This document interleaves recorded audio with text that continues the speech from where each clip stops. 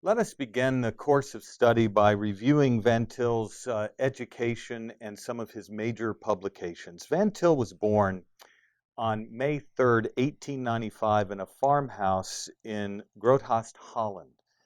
And he was the sixth of 8 children who were born to a devout dairy farmer who worshiped with the Reformed Afscheiding Party, who rejected the doctrine of presumptive regeneration and baptized children. Van Til grew up thinking that dairy farming was most likely his course of employment in the future. Who would have known that one of the greatest minds in the 20th century would think about devoting himself to being a humble Dutch farmer? At the age of 10, Van Til's family moved from Rotterdam to America and lived in Highland, Indiana. Van Til was nicknamed by his teachers Big Klompen because he had worn wooden Dutch shoes, klompen, and he showed an unusual ability as a student, learning English within the first year of his arrival.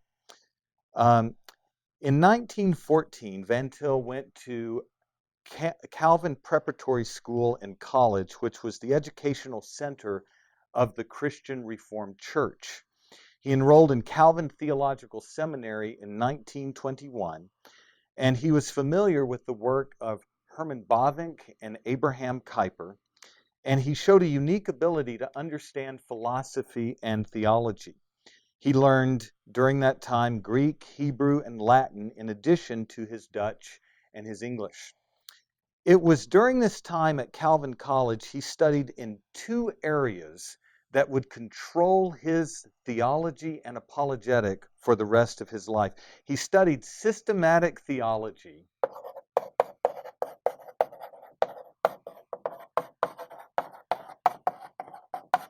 under Louis Berkhof.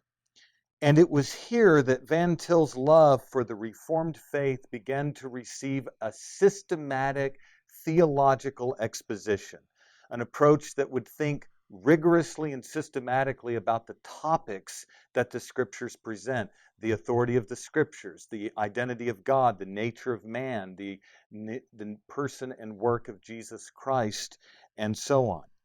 And the systematic approach to understanding the faith helped Van Til recognize that Christian theism is a unit. Christian theism is to be defended comprehensively in terms of the sum total of revelation from Genesis to the book of Revelation, but it's also to be defended in terms of its topical and ordered presentation.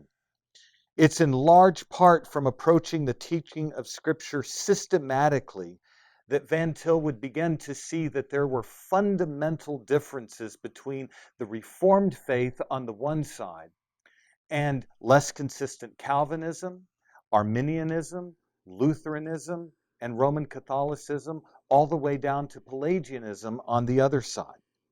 Van Til, in his study of systematic theology, came to appreciate that there is a systematic coherence to the teaching of Scripture summarized in the creeds and in the Reformed Confession and put down in a way that shows the underlying internal coherence of the Christian religion.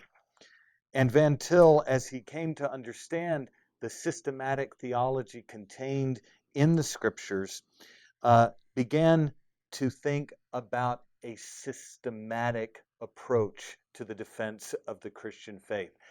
When you read Van Til's writings, you'll notice over and over again that he's thinking of the Reformed system of theology over against other systems of approach.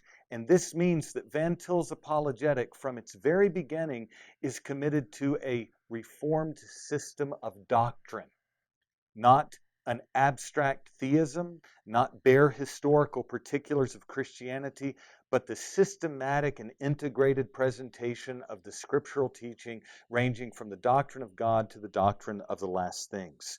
Van Til was, I would say, first and foremost, a robust, systematic theologian and a student of the Reformed confessions.